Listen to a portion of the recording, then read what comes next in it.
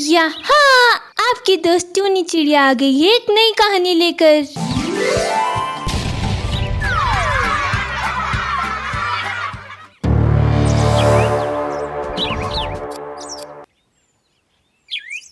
रात की 12 बजे का वक्त रहा होगा। पिंकू कबूतर और टोनी चिड़िया को शौच लगा तो वो अपना लोटा उठाकर जंगल में सुनसान स्थान तलाशने लगे। अभी वो दोनों शौच के लिए बैठने ही वाले थे कि अचानक एक आवाज उनके कानों में पड़ती है। अरे अरे पिंकू भाई, टोनी बहन, आप लोग इतनी रात को लोटा लेकर कहाँ जा रहे हैं? लेकिन आप कौन और ये शौचालय कब बना, हमें तो पता ही नहीं लगा। सरपंच जी ने इस बारे में हमें कुछ भी नहीं बताया। बताया ना कि सरकार ने बनवाया है शौचालय। अब खुले में शौच करना कानूनन जुर्म है।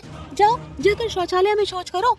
अनजान चिड़िया के गुस्से में लाल पीली आंखें देखकर पिंकू कबूतर और टोनी चिड़िया थोड़ा घबरा जाते हैं और अपना लोटा संभालते हुए सुलभ शौचालय के अंदर चले जाते हैं। अभी पिंकू और टोनी शौच करने के लिए बैठे ही होते हैं कि अचानक से शौचालय की लाइट चली जाती है और पिंकू और टोनी दोनों घबरा जाते हैं। और तभी शौचालय में किसी चुड़ैल के हंसने की तेज तेज आवाज आने लगती है। पिंकू जी, ये कैसी आवाज आ रही है? मुझे तो बहुत डर लग रहा है। मुझे तो वो चिड़िया पहले ही कुछ ठीक नहीं लग रही थी। पता नहीं अब वो हमारे साथ क्या करेगी। अरे डर तो मुझे भी बहुत लग रहा है, लेकिन उस चिड़िया ने इतने डरावने अंदाज में कहा कि हमें शौच करने के लिए शौचालय के अंदर आना ही पड़ा। अभी टोनी और पिंकू कबूतर बात कर ही रहे थे कि अचानक से वो अनजान चिड़िया एक भूतिया चिड़िया की शक्ल में टॉयलेट के अंदर आ जाती है। आ गए ना मेरी पकड़ में। मैं जानती थी कि तुम दोनों इतनी आसानी से शौचालय के अंदर नहीं आओगे, इसीलिए मैं तुम्हें डरा धमका कर अंदर लेकर आई हूँ। अब तुम दोनों को मुझसे कोई नहीं बचा सकता। मरने के लिए तैयार हो जाओ। इतना कहकर भूतिया चिड़िया बारी बारी से पिंकू कबूतर और टोनी चिड़िया को पटक पटक कर वहीं मार देती है और उसके बाद वो दोनों का खून पी जाती है और हंसते हुए उसी टॉयलेट में गायब हो जाती है। अगले दिन सुबह सरपंच कालिया कौवा समझाते हुए कहता है, देखो जंगल वासियों, मैंने सरकार के पास अर्जी देकर जंगल के बाहरी हिस्से में एक सुलभ शौचालय बनवा दिया है। अब से आप सभी लोग उसी शौचालय में शौच के लिए जाया करें। खुले में शौच करने पर 500 रुपए का जुर्माना लिया जाएगा। सरपंच कौवा की बात सुनकर सारे पक्षी हाँ में गर्दन हिलाकर अपने अपने घोंसलों की ओर उड़ जाते हैं। अभी तक कोई भी पक्षी ये नहीं जानता था कि कल रात को सुलभ शौचालय में क्या हुआ। इसी प्रकार अगले दिन फिर से राजू तोता आधी रात को खुले में शौच करने के लिए निकलता है। तभी भूतिया चिड़िया उसे मिल जाती है। जंगल में सुलभ शौचालय के होते हुए खुले में शौच करते तुम्हें शर्म नहीं आती? जाओ जाकर सामने बने उस शौचालय में शौच करो। अरे आप नाराज ना हो, वो अभी आदत नहीं है ना शौचालय जाने की, इसीलिए गलती हो गई।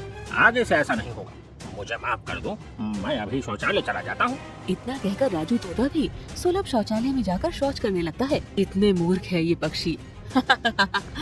कितनी आसानी से आज रात के लिए भी शिकार का इंतजाम हो गया। आज तो इस राजू तोते को खाकर मैं अपनी भूख मिटाऊंगी। उसके बाद भूतिया चिड़िया अपने डरावने भूतिया अवतार में राजू कबूतर के सामने आ जाती है। अरे बाप रे बाप, ये क्या बला है? ये मैं कहाँ आ गया? छोड़ दो मुझे, मैं अब कभी भी रात में शौच के लिए नहीं निकलूंगा। छोड़ दो मुझे। ऐसे कैसे छोड़ दूं तुम्हें? अगर तुम मूर्ख पक्षी रात में शौच को नहीं निकलोगे तो मैं शिकार किसका करूंगी? इतना कहकर वो भूतिया चिड़िया राजू तोते के पंख नोचकर उसका सारा खून पी जाती है। आज तो मजा ही आ गया। अब इसी तरह एक एक करके इस जंगल के सारे पक्षियों को मैं खा जाऊंगी। इसके बाद वो भूतिया चिड़िया फिर से उस शौचालय में गायब हो जाती है। इसी तरह से लगातार पक्षियों के गायब होने की घटनाएं रोज होती हैं, जिससे जंगल में हाहाकार मच जाता है। एक दिन सारे पक्षी मिलकर सरपंच कौवा के पास जाते हैं। कल रात को मेरे पति शौच के लिए निकले थे, अभी तक घर नहीं आए।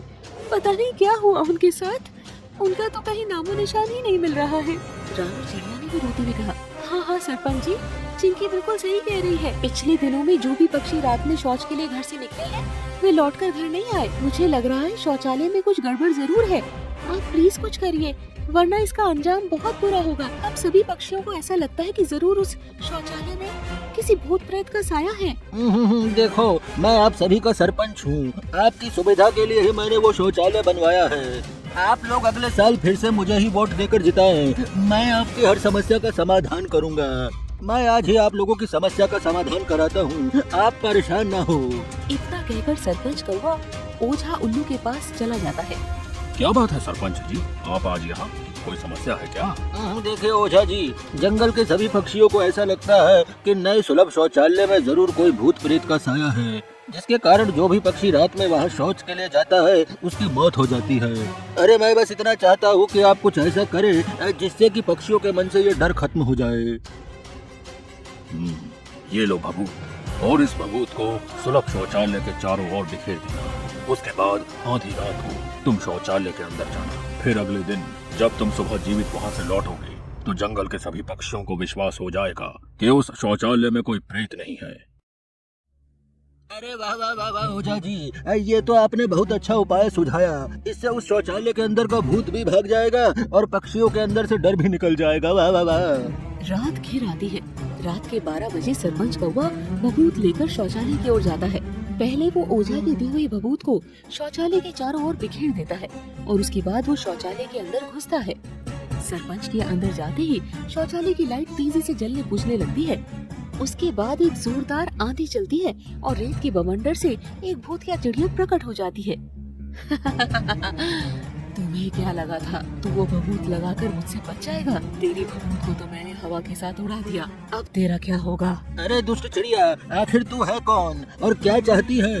अरे क्यों इस जंगल के निर्दोष पक्षियों को अपना शिकार बना रही है? अरे तुझे पता नहीं कि मैं कितना खतरनाक हूँ?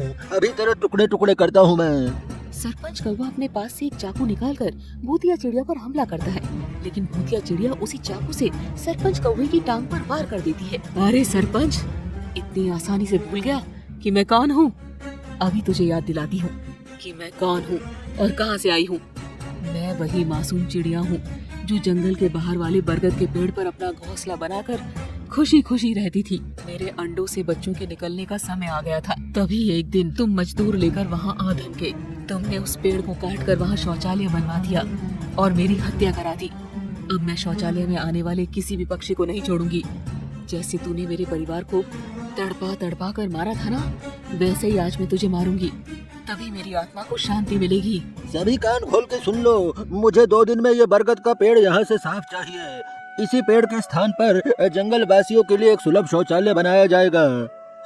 जी सरपंच जी, जैसा आपने कहा वैसा ही होगा। पूरे 1 सप्ताह में यहाँ पर शौचालय तैयार हो जाएगा। ऐसा अनर्थ मत कीजिए सरपंच जी, मैंने अभी इस पेड़ पर घोंसला बनाकर अंडे दिए हैं। अभी तो उनमें से बच्चे भी नहीं आए हैं। भगवान के लिए मेरा घर मत उजाड़िए। अरे कौन है ये चिड़िया? मुझे तुमसे या तुम्हारे घोंसले से कोई मतलब नहीं है।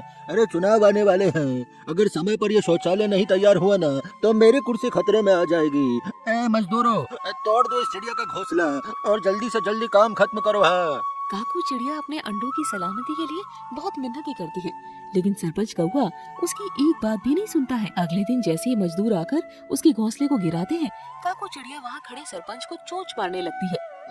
दुष्ट चिड़िया, तुम मुझ पर हमला करेगी? मार डालो इस चिड़िया को और उठाकर नीचे फेंक दो इसके अंडे। काकू चिड़िया की हत्या कर देते हैं। अपनी आंखों के सामने अपने बच्चों को मरता देख काकू चिड़िया एक चुड़ैल भूतिया चिड़िया बन जाती है। इतना कहकर वो भूतिया चिड़िया सरपंच कौवे को गर्दन पर चाकू से वार कर देती है। फिर पटक पटक कर उसकी जान लेने के बाद वो उसका खून पीकर उस शौचालय से गायब हो जाती है।